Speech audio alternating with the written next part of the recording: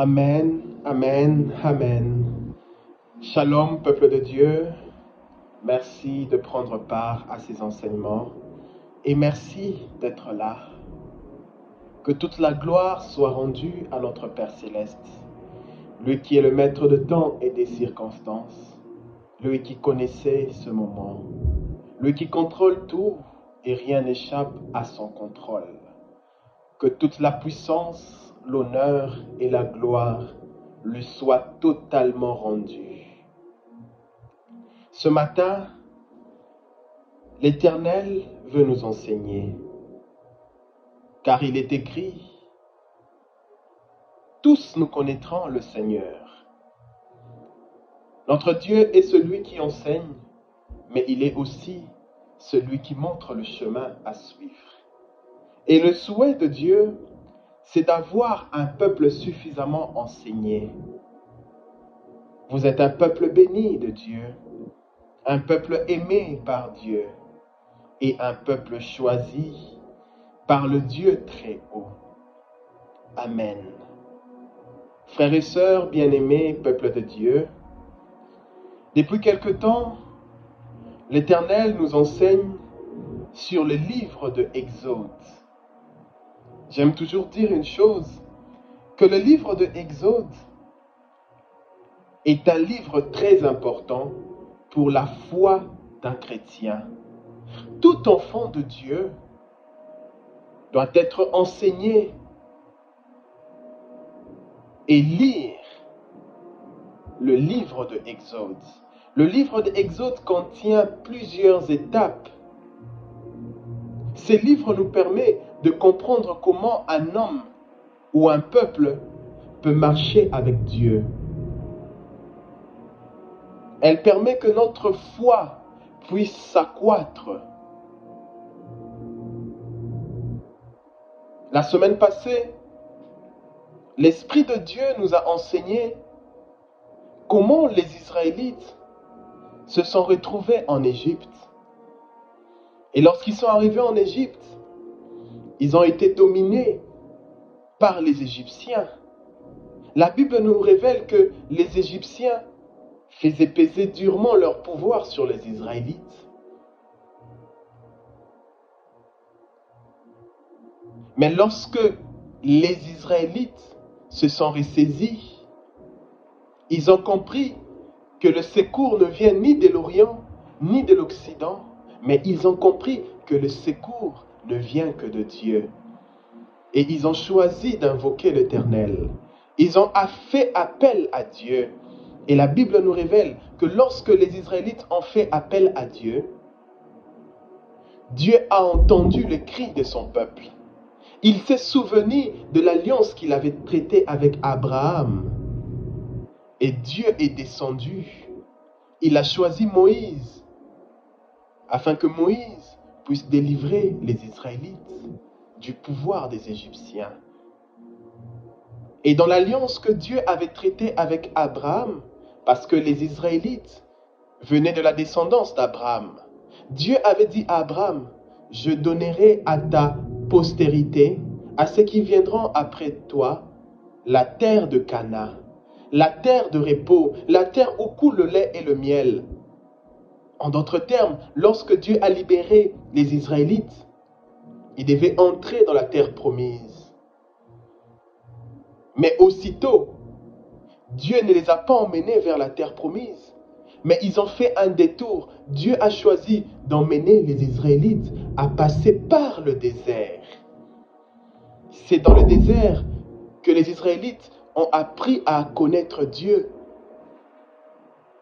C'est dans le désert que Dieu s'est révélé comme le pourvoyeur, celui qui vient en aide.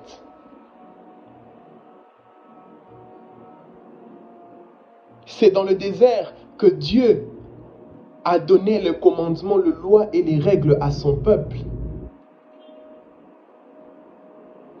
Et lorsque les Israélites ont pu surmonter toutes ces étapes, Dieu va décider d'établir une alliance avec le peuple d'Israël. Et c'est ce que nous verrons aujourd'hui. Comment Dieu a établi cette alliance? Quel était le fondement de cette alliance?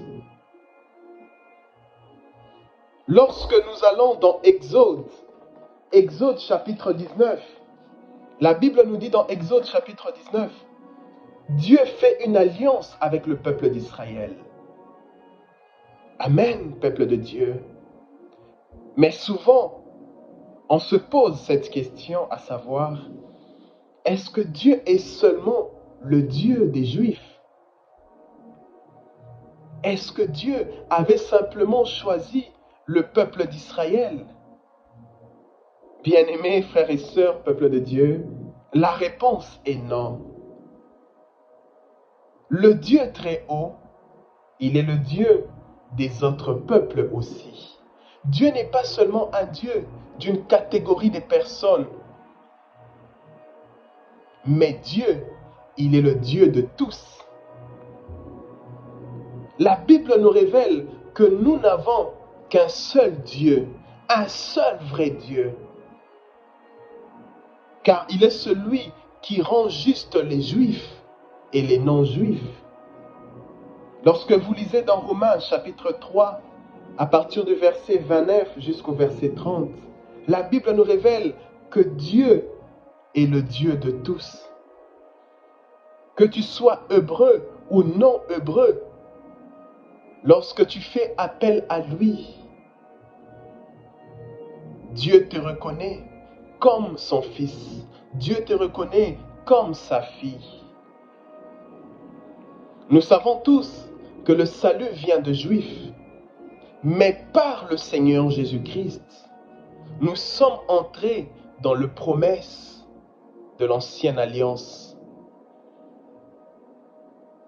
Et Jésus-Christ, il est l'intermédiaire d'une meilleure alliance dans le Nouveau Testament.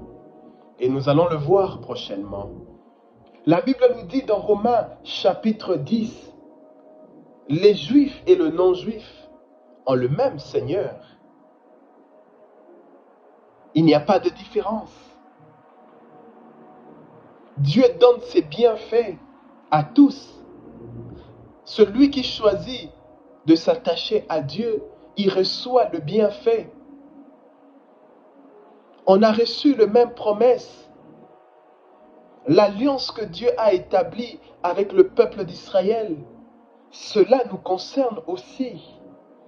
Voilà pourquoi nous enseignons ces choses, afin que le peuple de Dieu puisse comprendre que l'alliance que Dieu a établie avec nos ancêtres, avec le peuple hébraïque, nous aussi, cela nous concerne. Dieu décide de faire une alliance avec les Hébreux. Ils vont quitter le désert. Et dans le désert, Dieu n'a pas abandonné son peuple. Quand ils avaient faim, Dieu venait en aide. Quand ils avaient soif, Dieu se manifestait dans toute sa bonté envers son peuple, car c'est un Dieu fidèle et rempli d'amour. Bien-aimés frères et sœurs, peuple de Dieu,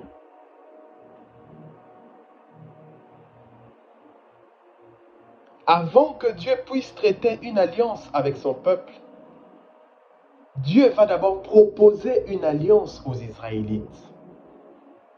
Dieu ne t'imposera jamais quelque chose. Mais Dieu agit toujours dans la proposition. Dieu propose d'abord à l'homme de faire alliance avec lui. Et lorsque tu acceptes cette proposition, tu entres dans une union sacrée avec Dieu. Car l'alliance, selon la Bible, est une union sacrée entre Dieu et l'homme, ou encore entre Dieu et un peuple. Et dans ce texte, l'alliance que Dieu va établir, c'est l'alliance entre Dieu et un peuple.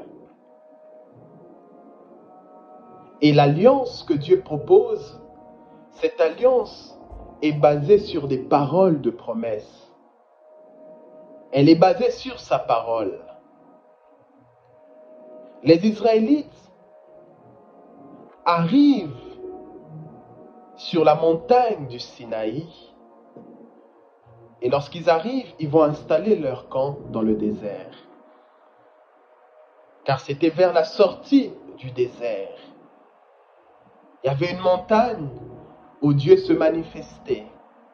On appelait cette montagne la montagne de Sinaï.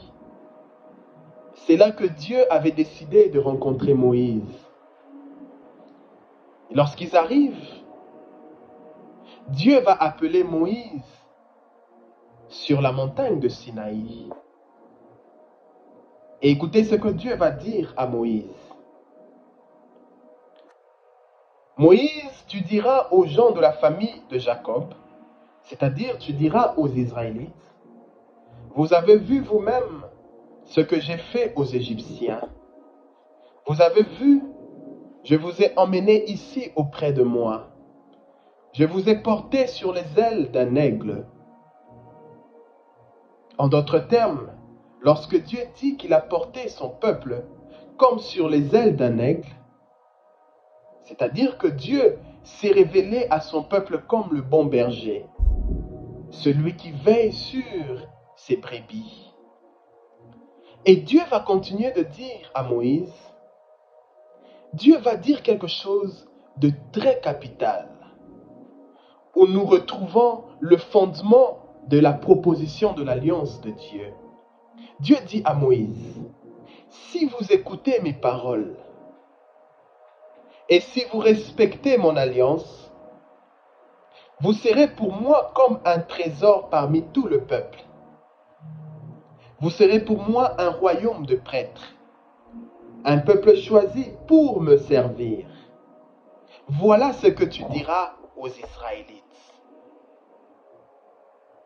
Si vous écoutez mes paroles et si vous respectez mon alliance, moi Dieu, vous serez devant moi comme un trésor.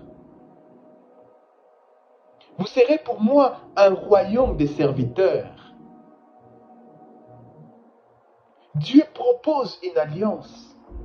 Et cette alliance, elle est fondée sur le respect de sa parole. C'est par la parole de Dieu que nous entrons en alliance avec Dieu. Et cette parole de Dieu, c'est une parole remplie des promesses de vie. Et lorsque Moïse reçoit cela venant de Dieu, Moïse va aller rencontrer les Israélites. Car Moïse était l'intermédiaire entre Dieu et les Israélites. Moïse était le représentant de Dieu. Quand les Israélites voyaient Moïse, ils savaient que Dieu est là. Et Moïse va réunir les Israélites. Et la Bible nous révèle que Moïse va dire aux Israélites tout ce que le Seigneur lui avait dit à la montagne de Sinaï. Et lorsque les Israélites vont écouter ce que Moïse va leur communiquer, ils vont accueillir les paroles avec beaucoup de joie. Ils vont accepter la proposition de faire l'alliance avec Dieu. Les Israélites répondent, nous ferons tout ce que le Seigneur nous a prescrit. Ils vont accepter de faire alliance avec Dieu. Et après cela, Moïse devait retourner auprès de Dieu. Moïse devait aller dire à Dieu, Seigneur, l'alliance que tu as proposée, ton peuple a accepté. Alors lorsque Moïse va rencontrer Dieu, il va dire à Dieu, Éternel, ton peuple a accepté tes paroles avec beaucoup de joie. Et Dieu va répondre à Moïse. Dieu va dire à Moïse, je vais venir auprès d'eux. Parce qu'ils ont accepté de faire alliance avec moi, je viendrai parmi eux. Et lorsque je viendrai dans toute ma gloire, dans un nuage épais de fumée. Alors les Israélites pourront entendre quand je parlerai avec toi. Vous savez, bien-aimés, peuple de Dieu, frères et sœurs, lorsque Dieu descend, il y a toujours une manifestation de sa gloire, car il est omnipotent, il détient toute la puissance. Mais nous remarquons que lorsque les Israélites ont accepté de faire alliance avec Dieu, Dieu dit à Moïse, ils pourront entendre quand je parlerai avec toi. En d'autres termes, lorsque tu entres dans l'alliance avec Dieu, tu peux entendre la voix de Dieu. Avant la proposition de l'alliance, les Israélites n'entendaient pas la voix de Dieu. Seul Moïse allait rencontrer Dieu. Seul Moïse pouvait écouter la voix de Dieu. Mais lorsque les Israélites acceptent d'entrer dans l'alliance avec Dieu, Dieu va dire à Moïse, quand je viendrai, ils pourront entendre tout ce que je dirai. Vous savez, Dieu ne peut venir jamais dans ta vie sans que tu lui donnes accès. Dieu peut être devant ta porte. Il attend que tu donnes. Tu l'ouvres la porte. Il attend que tu ouvres ton cœur afin qu'il puisse entrer. Et c'est ce qui s'est passé avec les Israélites. Dieu a d'abord proposé, est-ce que vous acceptez d'entrer dans une alliance avec moi? Et c'est ce qui se passe dans nos vies. Dieu peut être déjà devant ta porte. Il attend que tu puisses accepter sa proposition. Il dit dans sa parole, dans Apocalypse, je me tiens devant ta porte et je frappe. Si tu entends ma voix et tu m'ouvres la porte, j'entrerai chez toi. Je me tiens devant ta porte et j'attends. Si tu me donnes accès, je pourrai entrer dans ta vie. Bien-aimés frères et sœurs, peuple de Dieu, nous devons donner accès à Dieu dans nos vies, afin qu'il puisse manifester sa grandeur. Dieu dit à Moïse, lorsque je viendrai, parce que les Israélites ont accepté de faire alliance avec moi, ils pourront entendre ma voix. Et le lendemain, Moïse et les Israélites vont s'apprêter pour aller rencontrer Dieu. Et Moïse va dire aux Israélites, vous devez vous rendre purs, car on ne peut jamais entrer dans la présence de Dieu dans un état impur. Il faut toujours se rendre pur. Vous allez remarquer, lorsque Dieu s'est révélé pour la première fois à Moïse, Dieu a dit à Moïse, tu ne peux pas venir entrer dans ma présence avec tes sandales. Enlève d'abord tes sandales. Cela veut dire, enlève ce qui est impur en toi. Et Moïse va dire cela aux Israélites. Vous devez absolument vous rendre purs, car l'Éternel a décidé de venir vous rencontrer.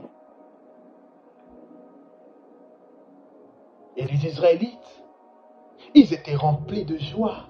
Ils ont accepté de traiter une alliance avec Dieu. Et la Bible nous révèle que le troisième jour, tôt le matin, dans la montagne de Sinaï, là où Dieu devait descendre, les Israélites ont remarqué, il y avait des coups de tonnerre, il y avait des éclairs, il y avait des nuages de fumée. Parce que Dieu, il est tellement puissant. Lorsqu'il descend, il y a des manifestations qui se passent. Et les Israélites se sont mis à trembler de peur. Et Dieu est descendu sur la montagne de Sinaï. Il y avait des feux partout. La montagne était couverte de fumée. Et la Bible nous révèle, quand Moïse parlait à Dieu, Dieu répondait par des tonnerres.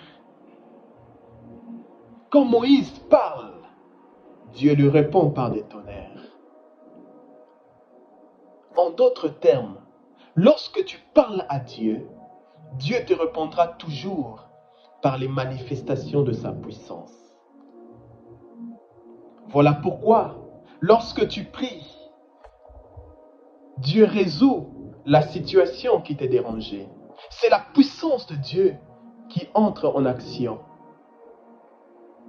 Moïse parle à Dieu et Dieu répond dans sa puissance. Il y a des tonnerres. Et la Bible nous révèle que c'est pendant ce moment-là que Dieu va donner le 10 commandements à Moïse. Lorsqu'il y avait la manifestation de la gloire de Dieu, Dieu communique à Moïse le 10 commandements. Et Moïse reçoit le 10 commandements et il va mettre cela par écrit. Il va mettre toutes les paroles du Seigneur par écrit. Moïse va écrire le 10 commandements. Et lorsque Moïse va finir d'écrire, dans Exode chapitre 24, à partir du verset 8, la Bible nous révèle que Moïse va prendre le sang d'un animal et il va dire ceci aux Israélites. Voici le sang de l'alliance que le Seigneur a faite avec vous en accord avec le commandement qu'il nous a donné. Pourquoi le sang? Le sang est le signe de l'alliance. Le sang permet de sceller l'alliance. Sans effusion du sang, l'alliance ne peut pas être approuvée. Voilà pourquoi, dans la nouvelle alliance, Jésus-Christ a versé son sang afin que la nouvelle alliance soit approuvée par Dieu.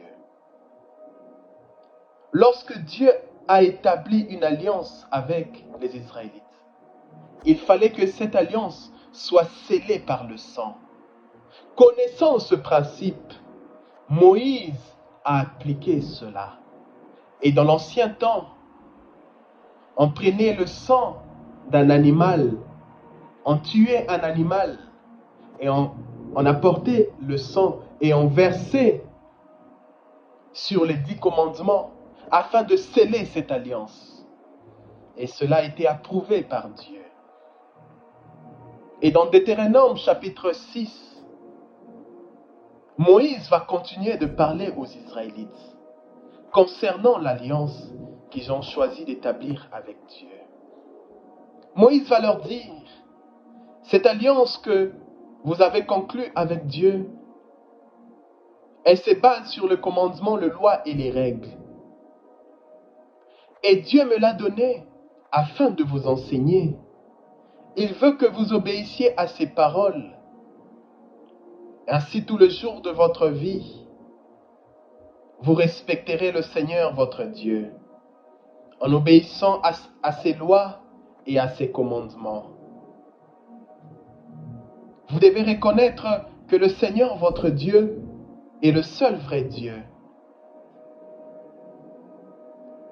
Sachez qu'il gardera fidèlement son alliance avec vous pour 1000 générations, avec ceux qui ont de l'amour pour lui et qui obéissent à ses commandements. Et dans Deutéronome chapitre 7, à partir du verset 12, Moïse va dire aux Israélites, si vous faites attention à toutes les règles de Dieu, voilà ce qui va arriver. Dans cette alliance, il y avait la part de l'homme à faire, mais il y avait aussi la part de Dieu. La part de l'homme, c'est d'obéir aux lois et aux règles de Dieu.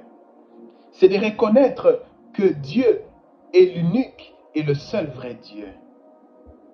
Et lorsque l'homme remplit ses obligations, Dieu de son côté, il a une part à faire. Et la part de Dieu, Dieu vous aimera. Vous serez un peuple aimé et choisi par Dieu. Dieu gardera fidèlement ses promesses d'alliance envers vous. Dieu vous bénira. Il augmentera le fruit de votre travail, comme il a promis à vos ancêtres. Il vous bénira plus que tout le peuple. Aucun homme, aucune femme, aucun animal ne sera stérile.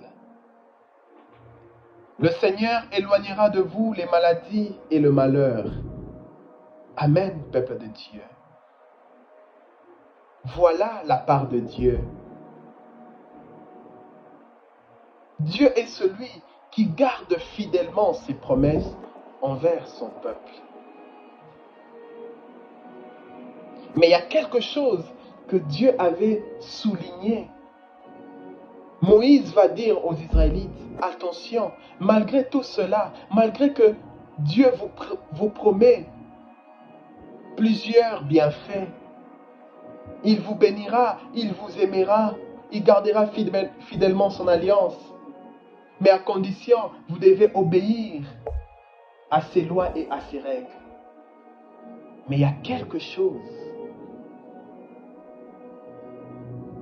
que Moïse va dire aux Israélites, afin que les Israélites ne tombent pas dans le piège de l'ennemi. Moïse leur dit, vous n'adorerez pas des idoles, car pour vous, cela serait un piège. Bien-aimés, l'adoration des idoles est la chose la plus horrible aux yeux de Dieu. Dieu est un Dieu exigeant. Dieu est un Dieu jaloux. Vous voyez, lorsque Dieu donne les commandements à son peuple, dans le commandement, Dieu souligne, tu ne dois pas avoir d'autre Dieu que moi. Et Moïse va prévenir aux Israélites. Car Moïse savait que les Israélites pourront tomber dans la tentation des idoles. Cela serait un piège pour vous. Vous n'adorerez pas des idoles. Voilà le fondement de l'alliance que Dieu avait établie avec les Israélites. Et lorsque nous lisons dans Deutéronome chapitre 8, à partir du verset 3, Dieu va dire aux Israélites, le pain ne suffit pas à faire vivre un homme. L'homme a besoin de toute parole qui sort de la bouche de Dieu. L'homme a besoin de toute parole qui sort de la bouche de Dieu. Bien-aimés, la parole de Dieu est une parole vivante. C'est une parole remplie de force. C'est une parole qui nous engendre. Dieu veille sur sa parole. C'est par sa parole que nous entrons en alliance avec lui. Dieu dit à son peuple, le pain ne suffit pas pour vous nourrir, mais pour votre croissance, vous avez besoin de ma parole. Et la Bible nous révèle dans l'Évangile, selon Jean, que Jésus-Christ est la parole qui vient de Dieu. J'ouvre une parenthèse en disant, dans l'Ancien Testament, comme dans le Nouveau Testament, nous avons plusieurs mystères. Mais le mystère le plus glorieux de la Bible, c'est la résurrection de Jésus-Christ. Si Christ n'a pas été ressuscité d'entre les morts, notre prédication et notre foi est vaine. La résurrection du Seigneur Jésus-Christ, c'est la manifestation de la puissance de Dieu.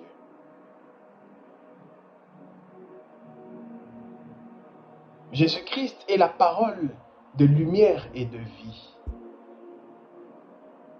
Cette parole du commencement, La Bible nous dit, au commencement, la parole existait déjà. La parole était avec Dieu et la parole était Dieu. Au commencement, la parole était avec Dieu et par elle, Dieu a fait toutes choses. Et il n'a rien fait sans la parole. Dieu dit dans Genèse chapitre 1 que la lumière brille et la lumière s'est mise à briller. Le pain ne suffit pas pour faire vivre un homme, mais nous avons besoin de cette parole. La parole qui éclaire les humains. Et le Seigneur a dit cela aux Israélites. Avant de traiter une alliance avec vous, j'ai préféré d'abord vous faire passer par le désert, par des épreuves, afin de vous éduquer. Souvent, lorsque l'Éternel nous fait passer par des épreuves, c'est pour nous former. Je suis un père qui éduque ses enfants. Voilà comment Dieu se révèle aux Israélites, comme un père qui éduque ses enfants. Et Dieu va dire aux Israélites, je vous demande une chose, gardez précieusement, gardez ce commandement que je vous donne aujourd'hui. Si vous respectez ce commandement, je garderai fidèlement mon alliance envers vous. Si vous vivez en respectant mes lois, vous serez heureux. Bien-aimés, lorsqu'on marche dans la vie en respectant la parole de Dieu, Dieu veille sur nous. Mais plus loin, dans Exode chapitre 32, la Bible nous révèle, malgré toutes ces belles promesses d'alliance faites aux Israélites, malgré tout ce que Dieu les avait promis, les Israélites, à un certain temps, ils vont choisir d'endurcir leur cœur. Ils vont choisir de se détourner de Dieu. Ils vont choisir de briser l'alliance avec Dieu. Et chose grave, Dieu les avait interdits d'adorer les idoles. Dieu les avait dit, si vous adorez les idoles, cela serait un piège. Mais ils ont refusé d'écouter. Leur tête est devenue dure. Ils ont fermé leur cœur et ils ont choisi l'adoration des idoles. Dieu les avait avertis du danger. Et dans Lévitique chapitre 26, à partir du verset 14 jusqu'au verset 18, Lévitique chapitre 26, à partir du verset 14 jusqu'au verset 18,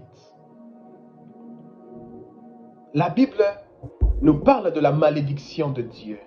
Bien-aimés, lorsqu'on désobéit à Dieu, il y a ce qu'on appelle la malédiction de Dieu. La malédiction ne vient pas seulement du diable, mais il y a une malédiction lorsque tu désobéis aux lois et aux règles de Dieu.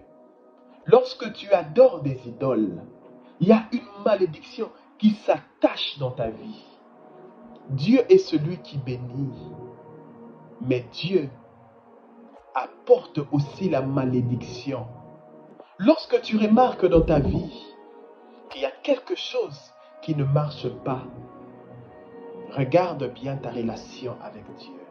Certainement, tu es en train de vivre la malédiction venant de Dieu. Et la Bible nous révèle dans Lévitique chapitre 26, à partir du verset 14, qu'il y a la malédiction de Dieu. Dieu dit ceci. Si vous n'écoutez pas, si vous n'obéissez pas à mes commandements, si vous rejetez mes lois, si vous détestez mes règles, si vous ne m'obéissez pas, de cette façon, vous brisez mon alliance avec vous. Eh bien, voici ce que moi, je veux faire. Je vous enverrai des malheurs terribles, des maladies qui ne guérissent pas et la fièvre. Votre regard ne brillera plus et votre vie s'en ira petit à petit. Vous sèmerez dans vos champs, mais pour rien. Ce sont vos ennemis qui mangeront vos récoltes. J'agirai contre vous et vos ennemis vous vaincront. Ceux qui vous détestent seront vos maîtres et vous fuirez même si personne ne vous poursuit. Voilà ce que Dieu va décider de faire avec les Israélites lorsqu'ils ont décidé de fabriquer des idoles. Dieu leur dit, vous avez choisi de ne pas écouter. Vous avez désobéi. Vous avez rejeté mes lois et mes principes. Voilà ce qui va arriver. Il y aura un malheur terrible qui va vous frapper. Vos ennemis deviendront vos maîtres. C'est la malédiction de Dieu qui arrive lorsqu'on désobéit à ce loi. Amen, peuple de Dieu. Vous savez, dans une alliance, l'alliance comprend des obligations et des responsabilités qui incombent à chacun de ceux qui l'ont contracté. Voilà pourquoi Dieu avait d'abord proposé une alliance aux Israélites, pour leur faire savoir qu'il y a des obligations et des responsabilités. Et ils devaient se soumettre à cela. Et ils ont accepté. Lorsque Moïse les a présenté les propositions de l'alliance, ils ont dit à Moïse, nous allons faire tout ce que le Seigneur nous a prescrit. Voilà pourquoi, lorsqu'ils ont brisé l'alliance, il y a eu des conséquences. Même dans la vie auquel nous vivons, lorsque tu es en alliance avec quelqu'un, lorsque l'un de vous choisit de briser cette alliance, il y a toujours des conséquences. Et nous devons assumer cela. Car une alliance, elle est sacrée. C'est une union sacrée de fidélité. Une alliance est un pacte entre Dieu et un peuple. Et lorsque une alliance est établie, il y a un serment. Et un serment, ce sont des promesses. Une affirmation solennelle. Des promesses fermes. Une alliance se base sur la sincérité de promesses. L'engagement de bien remplir les devoirs et les obligations. Et Dieu, en traitant l'alliance avec les Israélites, Dieu s'était engagé solennellement envers son peuple. Mais le peuple n'a pas voulu comprendre ces choses. Et dans le clause de l'alliance, il y a la part de Dieu, mais il y a aussi la part de l'homme. Mais les Israélites, ils ont refusé de se conformer aux exigences de l'alliance avec Dieu. Ils ont dit de leur bouche, oui, nous allons respecter cette alliance. Mais après quelque temps, ils ont oublié les bienfaits de Dieu. Ils ont brisé carrément cette alliance. Et Dieu les a frappés. Il y a une malédiction de Dieu qui est venue sur les Israélites.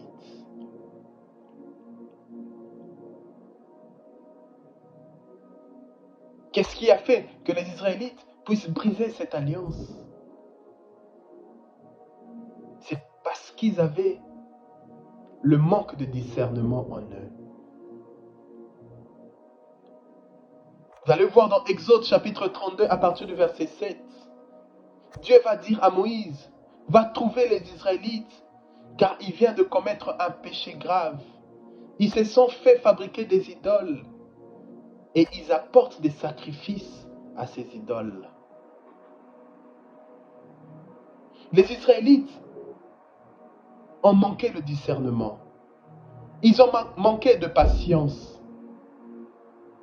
Pendant que Moïse était allé à la montagne rencontrer Dieu, ils sont restés avec Aaron. Ils se sont dit, fabriquons-nous un Dieu qui marchera avec nous. En effet, nous ne savons pas si Moïse reviendra.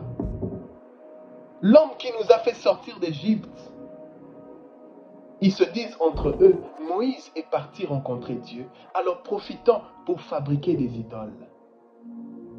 Le manque de discernement, le manque de patience te poussera à faire des choses que tu regretteras après. Certainement, les Israélites ont regretté. Pourquoi on a fait cela? Mais trop tard. L'alliance a été brisée.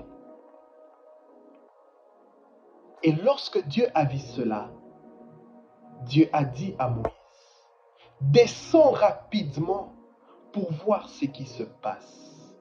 Et lorsque Moïse est arrivé, effectivement, Moïse a remarqué que les Israélites se sont mis à adorer des idoles.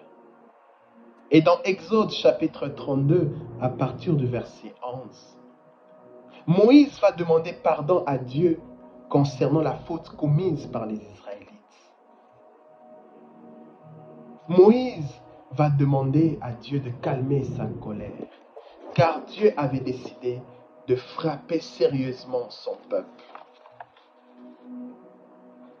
Moïse va décider d'aller rencontrer Dieu dans la tente d'assignation.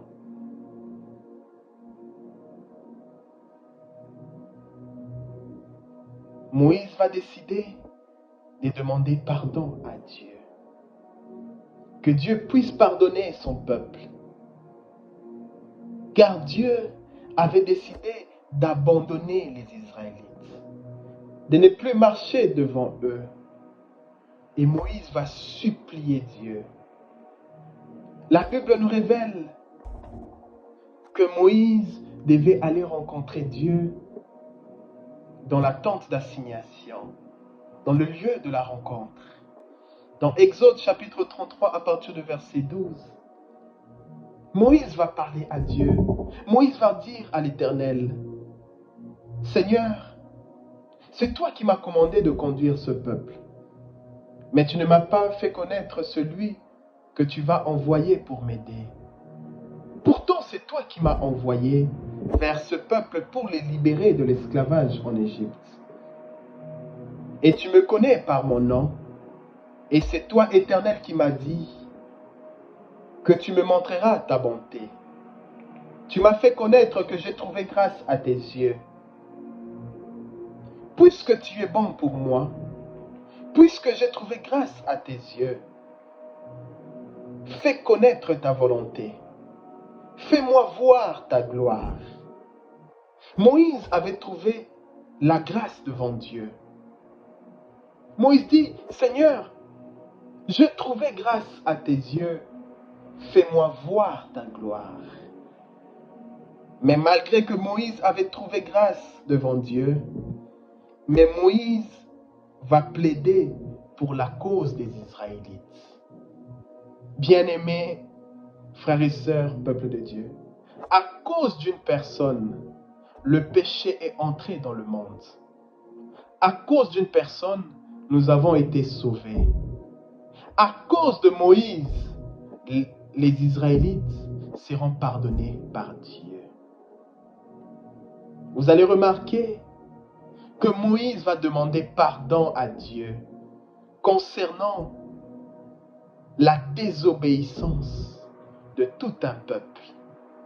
Moïse va dire à Dieu, Seigneur, vois ton peuple. N'abandonne pas ce peuple. N'oublie pas que c'est ton peuple. N'oublie pas que c'est toi qui as choisi ce peuple. En d'autres termes, Moïse voulait dire à Dieu, malgré qu'ils ont péché contre toi, mais pardonne-leur. Malgré leurs fautes, souviens-toi de tes promesses envers eux. Et Dieu a répondu à Moïse. Dieu va dire à Moïse dans Exode chapitre 33, à partir du verset 14, « Je viendrai moi-même vous conduire, et tu n'as pas de souci à te faire. » Dans Exode chapitre 34, à partir du verset 5, Dieu est descendu pour une seconde fois au milieu des Israélites. Malgré qu'ils avaient désobéi, malgré qu'ils ont choisi de briser l'alliance, mais Dieu a accepté le pardon. Et le pardon venait de Moïse. Voilà pourquoi j'aime lorsque Jésus-Christ est venu dans le monde. Il s'est fait sacrifice. Il s'est humilié pour établir l'alliance qu'on avait avec Dieu. À cause de Moïse, Dieu va accepter le pardon. Dieu va accepter de pardonner les fautes de son peuple. Et lorsque Dieu descend au milieu des Israélites, Dieu va se mettre à leur parler. Dieu va leur dire, « Je suis l'Éternel. Je suis un Dieu de pitié. Je suis un Dieu de tendresse. Et je suis patient. Je suis plein d'amour et de fidélité. Et je montre ma bonté pendant de milliers de générations. Je supporte les fautes, les révoltes et le péché. » Et aussitôt Moïse va s'incliner devant Dieu, car Dieu venait d'accorder le pardon aux Israélites. Et Moïse va dire à Dieu, « Puisque tu t'es montré bon pour nous, je t'en prie, marche avec nous. Je le sais que les Israélites ont brisé l'alliance par leur désobéissance. Mais Éternel, toi le Dieu d'amour, pardonne nos fautes et nos péchés. Et aujourd'hui, considère-nous comme ton peuple. Aujourd'hui, Père, considère-nous comme ton peuple. » Ces paroles, nous pouvons les retrouver dans Exode chapitre 34 à partir du verset 8. Bien-aimés, vous savez, Dieu est un bon Père. C'est un Père rempli de compassion. Même lorsque l'enfant pêche, Dieu n'abandonne jamais. Dans 2 Chroniques chapitre 7 à partir du verset 14, Dieu dit, « Si mon peuple, un peuple qui s'humilie, un peuple qui m'invoque, un peuple qui reconnaît qu'ils ont commis des fautes, s'ils prient, ils me cherchent, et s'ils se détournent de ces mauvaises voies, je l'écouterai. Je l'écouterai du haut du ciel, je pardonnerai son péché et je guérirai son pays. » Et Dieu a décidé de pardonner le péché de son peuple. Lorsqu'on pêche contre Dieu, nous avons l'impression que Dieu nous a complètement abandonnés. Bien-aimés, j'aimerais vous dire ce matin, Dieu veut que tu puisses reconnaître ta faute. Lorsque tu reconnais ta faute, lorsque tu t'humilies devant Dieu, tu te détournes de tes mauvaises voies, tu pries sincèrement, Dieu te guérira et il pardonnera tes fautes. Moïse s'est humilié. Moïse a cherché Dieu. Moïse s'est mis à parler à Dieu. Et Dieu a décidé de rétablir son alliance avec les Israélites. Dans Exode chapitre 34 à partir du verset 10. Dieu se réconcilie avec son peuple. Dans Exode chapitre 34 à partir du verset 10 jusqu'au verset 11, nous voyons, c'est là que Dieu va se révéler comme un Dieu jaloux et exigeant. Dieu va leur dire, ne fabriquez plus des statues, ne fabriquez plus des idoles, n'adorez plus de Dieu que vous ne connaissez pas, mais respectez mes paroles, car c'est avec ces paroles que j'ai rétabli l'alliance avec vous. Et si vous marchez en respectant mes paroles, au milieu de vous, j'accomplirai des actions extraordinaires. Je ferai des choses merveilleuses.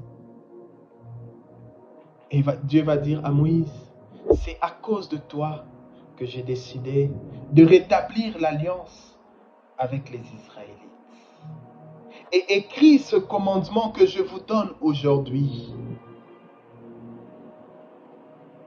Car c'est en accord avec ces paroles que j'ai fait alliance avec Israël. Et Moïse va se mettre à nouveau à réécrire les lois, les règles et les commandements que Dieu a donnés à son peuple. Et lorsque Moïse va finir, Moïse va descendre avec les tablettes de l'alliance. Et le visage de Moïse brillait. Pourquoi? Parce que Moïse était entré dans la présence de Dieu. Et Moïse va présenter aux Israélites le livre de l'alliance avec Dieu. La Bible. Bien-aimés, c'est par cette parole que nous sommes en alliance avec Dieu.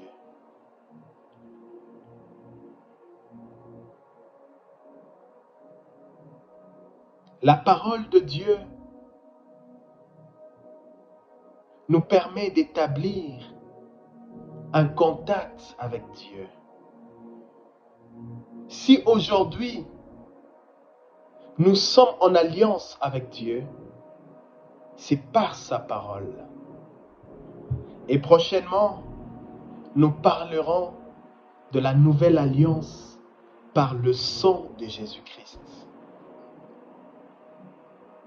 Car actuellement, nous sommes en alliance avec Dieu par le sang de Jésus-Christ.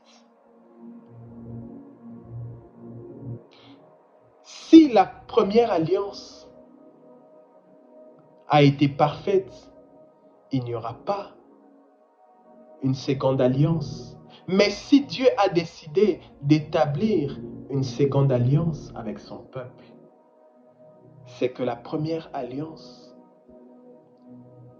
devait être revue. Et par le sang de Jésus-Christ, nous sommes entrés dans une alliance avec Dieu. Et nous verrons cela prochainement. Aujourd'hui, nous avons voulu d'abord connaître comment Dieu établit son alliance. Comment les alliances fonctionnent. Afin que lorsque nous allons passer à la nouvelle alliance par le sang de Jésus-Christ, nous verrons comment la nouvelle alliance, elle est plus claire, elle est remplie de meilleures promesses. Que Dieu nous fasse grâce, que Dieu nous donne toujours cette force d'annoncer sa parole. Que Dieu nous bénisse, qu'il fasse briller sur nous sa lumière. Bon dimanche à tout un chacun. Que la paix et la grâce de Dieu vous accompagnent. Vous êtes un peuple béni de Dieu. Merci d'avoir pris le temps d'écouter cet enseignement. Shalom.